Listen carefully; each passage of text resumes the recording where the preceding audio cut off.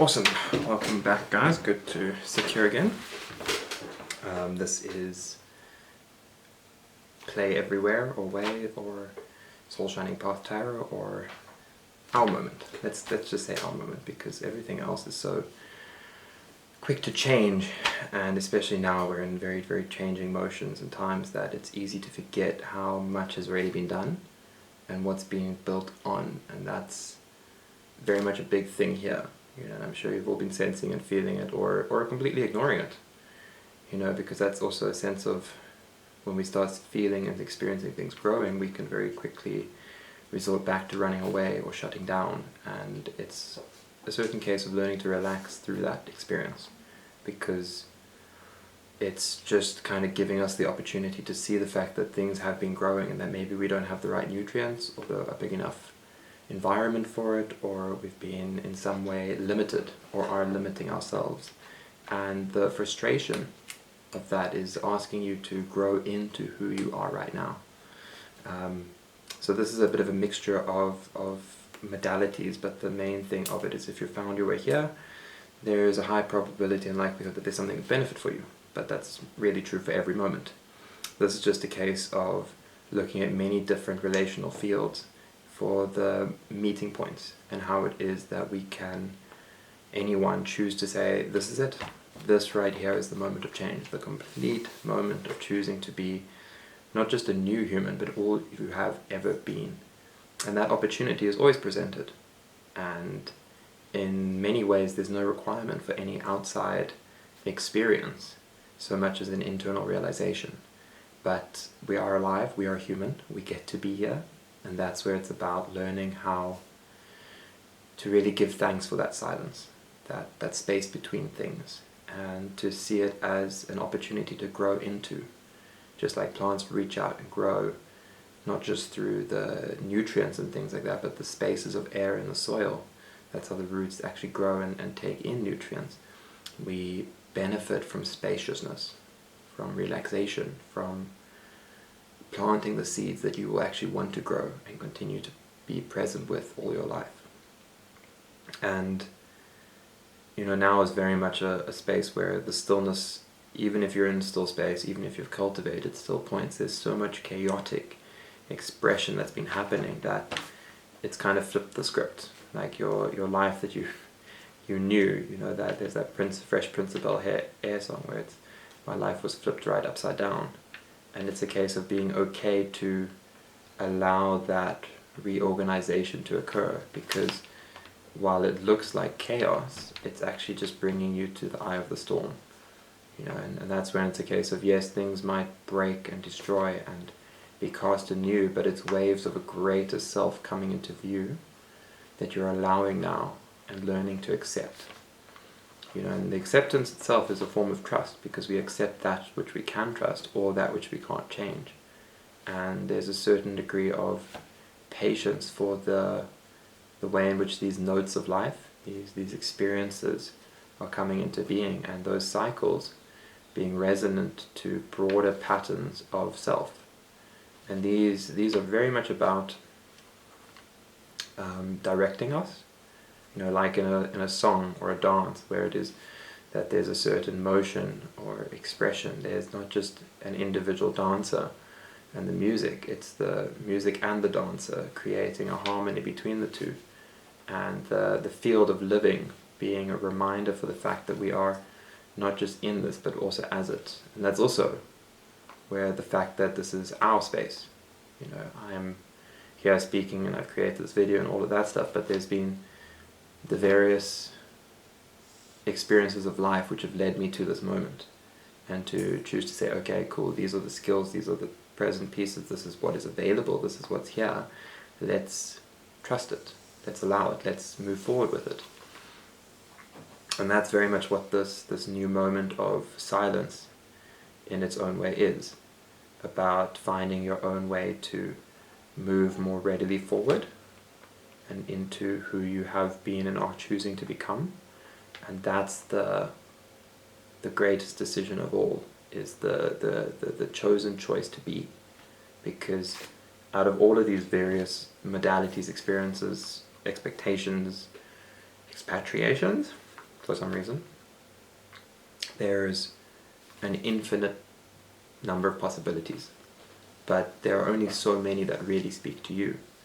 And it's in that way knowing that the ripples of life that have been appearing, the synchronicities, the flow moments, however you want to see, call, or shape them, they've been bringing something to your awareness, some level of completion of what it is. And you'll notice that these completions look different. There's been some which are highly logical and kind of just pointing you to the realization that you can't necessarily keep going the exact way that was gone, or that people have gone before you, because it was just an anchor weighing you down. But it's almost like, because that's the first step, but then the second one is realizing that that anchor is also a hook, because it weighs you down and then it hooks you in the sense of security that it's created. So it's a certain degree of needing to step free from that and just be in the space that is alive. And that leads you to your second one, where it's the acknowledgement that everything is out of mind. There's just the case of how can you show up with a degree of groundedness for that, and excitement for what's building, and making sure that you know that you don't have to put more energy into it than is already available. And this itself is the reorganizing principle, is where you might have previously gone and felt the need to force things and keep to, let's say, neurotypical or just typical level. And I use neurotypical because where with normal it's an individual's perspective, neurotypical we can at least see what that normal is largely informed by what is perceived as neurotypical and what everyone is assumed to be. And that's okay, but it's a case of if that's not working for you and it's been leading to detrimental experiences for you or others, then re-examining it through a greater perspective and kind of asking, well, what are you alive for? Is your destiny just to be a worker bee? Because if it is awesome, that's epic. And there's nothing wrong with that at all. But even as that, you still realistically have a rich internal world that deserves an opportunity to be shared and to provide these little glimmers of light to other individuals along their path. And that's where it's a case of it's about going back, but not for the I need to rehash this whole thing and this is stuck or whatever. It's a case of how can I show up?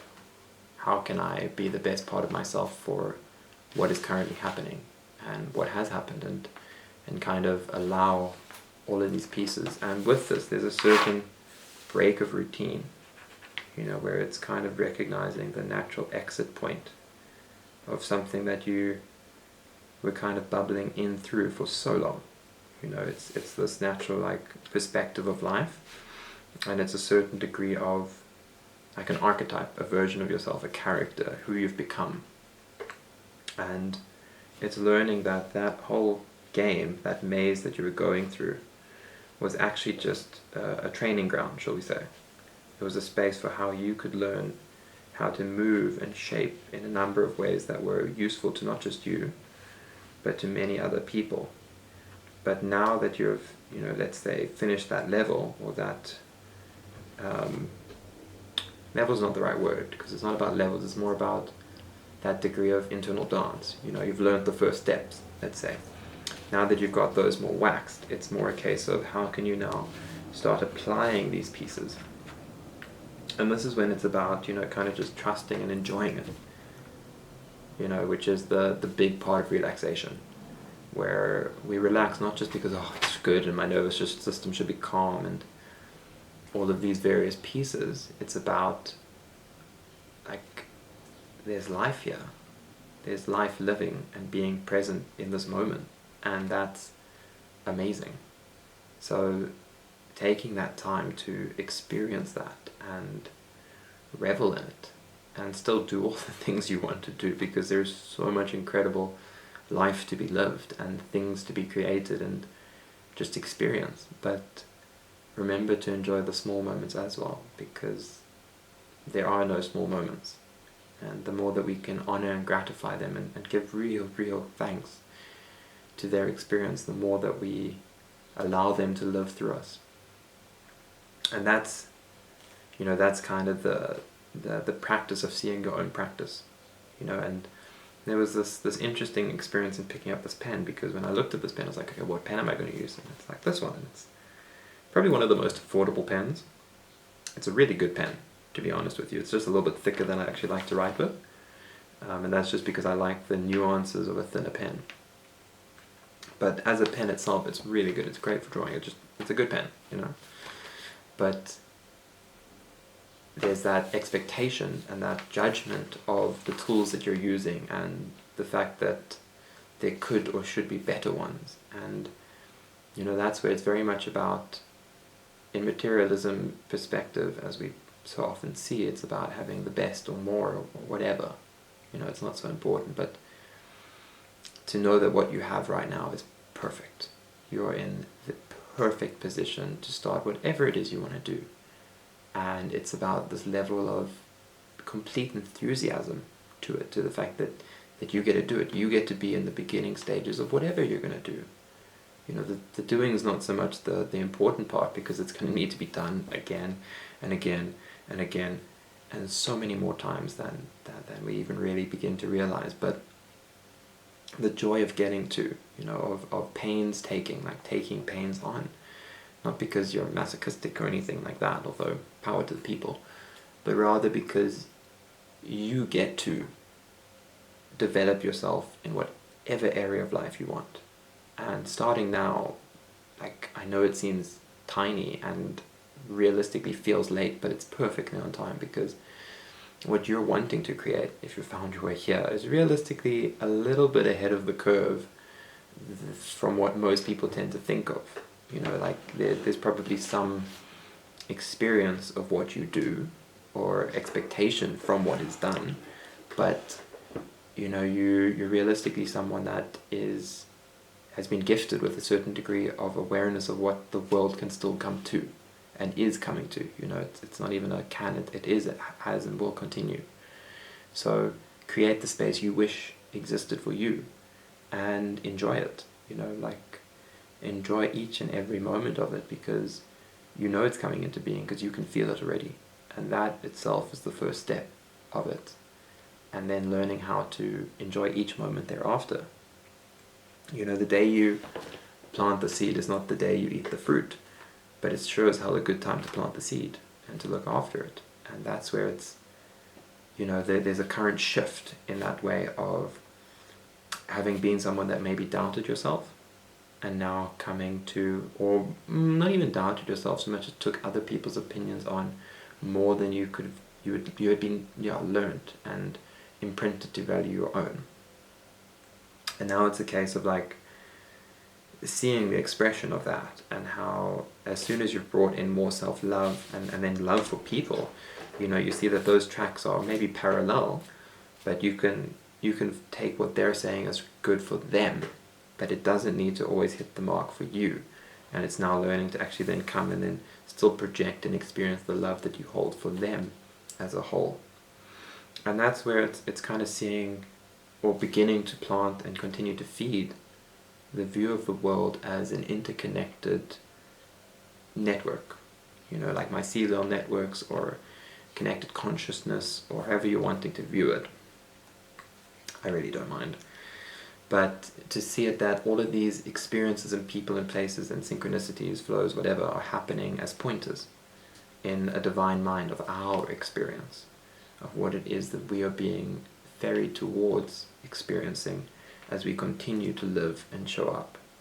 And this is where it's like, there's a very real degree of cultivation of you and your own self and your own isness, as opposed to what people think you should be, or project you as. And it's in the sense of like, it's very much, that excited child experience where it's like, oh, I want to do this, this, and this. And then, where we're reclaiming that inner child, it's about saying, okay, this is step 1. This is what I see as step 2, and then this is where I see step 3 being.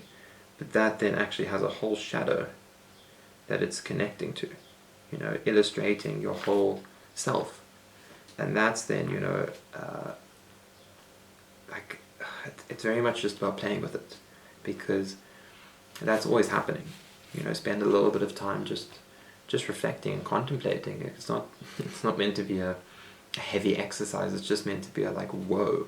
Like, even if you look at like a shadow, there's an angle from where the light has to be in order for the shadow to fall that way, which tells you the position of the light, the intensity of the light, the color of it, and all of these various elements. It's rich with information, and that as you continue to just look at that as an experience, not as a what's the result, but as a what's the process, you naturally start to become aware of these different processes that can occur within this experience, and where you are for each of those to experience. And that, as opposed to needing to feel lost, you're more just realizing the projection of experience. And that projection itself is protection, but in two ways, because you're protected from the pain to a degree, which is good and bad, but it also means like why take any, like, I don't know, because like the wording is a bit funny, but it's about not taking life so seriously that you don't take it seriously, if that makes sense. And it kind of does, but it doesn't, because it's a case of, with everything that's going on, life is the single most important thing to value. Your life, your experience, your values, yourself, but not in a limited view of it's just about me, but in the expanded view of it, it's about all of us. And it's about living in a way that I'm not saying like give everything up for everyone else, but live a life that you're meeting yourself through everyone else.